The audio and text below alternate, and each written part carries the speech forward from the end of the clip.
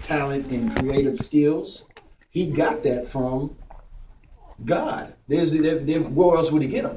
The devil isn't a creator. The Lord is. Now, he can take those what God has granted him and gifted him with and use it for the devil, which, Drake has done.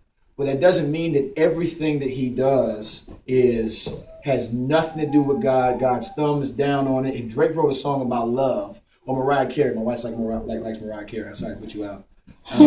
But she has a lot of songs. She has a lot of songs about love and about commitment and faithfulness and relentless pursuit of a person. I understand that part. Yeah. So with all that being said, if it's not Christian, it doesn't mean it's absent from God. It's absent of God. So what we try to do is we try to take a portion, just a piece of a song that isn't against the kingdom. It's not Christian, yet it is still, God is there. Tonight we are young. Let's set this world on fire. So, if the end of the song, when the joint I got with Lecrae comes on, where it's set the world on fire, we're going out to set the world on fire for the gospel. So, from our perspective, now I understand how it might have landed on you. I'm not hating on you how it landed on you. It may just be one of those things where it's like, KB, I feel what you're saying, but this is just how I feel about it. And every time I hear it, it's how I'm always going to feel about it.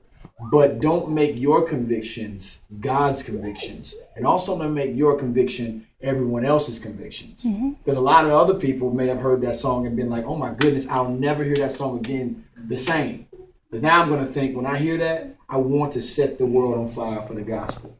So people are going to receive it differently, and I'm aware of that. But at the bottom of it, or at the bottom, like, for example, in Romans, 1 Corinthians 8, I believe, when Paul's dealing with that issue of meat sacrificed to idols, all right?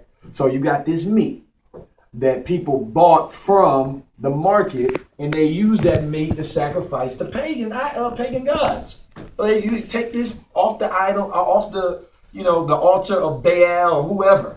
This is what these dudes made this meat for. Well, they got extra meat left over. Obviously, idols can't eat, but they can't move. But you got extra meat, so they just take it to the market and sell it there. So Christians were like, I don't know if I should be buying that meat because what it was used for. And Paul said, which is very similar to this, I don't know if they use like hip hop or that song right there means this to certain people. I don't know if I should really touch that. Well, Paul says, no, I'm convinced things in it and of themselves are not sinful. Meat can't be good or bad. Meat can be used badly, but in it and of itself, it's just a steak. So eat it, right? So, but he does say, but if you eat it and it causes, if you eating it is causing you to sin, then don't do it. Because then for you, it would be sin. So one person can do it, he says, but another person can't.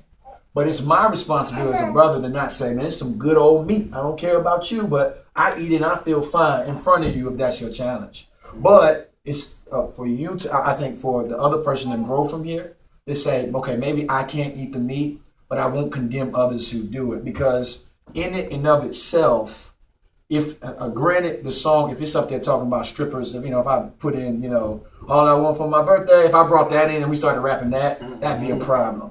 But we tried to pick, we try to integrate things that God isn't absent from. You know what I'm saying? So just because it's not Christian doesn't mean that God is absent from it. There's a lot of valuable things that Chris Brown has sung, a lot of valuable things that Fun has sung. Is that what they're called? Yeah, Fun. Fun has sung. A lot of valuable things that, a